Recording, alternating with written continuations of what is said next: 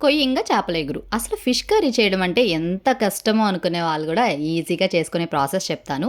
నా స్టైల్‌లో చేపల ఇగురు ఎలా చేసుకోవాలో సింపుల్‌గా చెప్పేస్తాను చూసేయండి. ఫిష్‌ని 2-3 టైమ్స్ కల్లుప్పుతో కడిగేసిన తర్వాత ఉప్పు, కారం, పసుపు వేసుకొని మ్యారినేట్ చేసి పక్కన పెట్టేసుకోండి. చేప ముక్కలకి ఉప్పు, కారం బాగా పట్టాలంటే ఖచ్చితంగా ముందు మ్యారినేట్ చేసి పెట్టుకోవాలి. ప్యాన్‌లో 4-5 టేబుల్ స్పూన్స్ ఆయిల్ వేసుకొని 4-5 పచ్చిమిర్చి, కొంచెం కరివేపాకు వేసుకొని ఫ్రై చేసుకున్న తర్వాత ఉల్లిపాయ పేస్ట్ వేసుకోవాలి. ఉల్లిపాయ పేస్ట్‌తో పాటు మసాలాలు కూడా వేసి ఫ్రై చేసేసానండి నేను.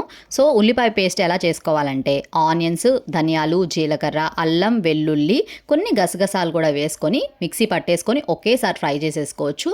ఆనియన్ మసాలా పేస్ట్ మంచిగా ఫ్రై చేసుకోవాలి. పచ్చి వాసనంతా పోయిన తర్వాత చేప ముక్కల్ని కూడా వేసేసుకొని తగినంత వాటర్ వేసుకొని ఆయిల్ సెపరేట్ అయ్యే వరకు కుక్ చేసుకోవడమే. లో ఫ్లేమ్లో పెట్టి మాత్రమే కుక్ చేసుకోవాలి. అప్పుడే టేస్ట్ బాగుంటుంది. ఇంకేముంది, కొయ్యంగ చేపల ఇగురు రెడీ.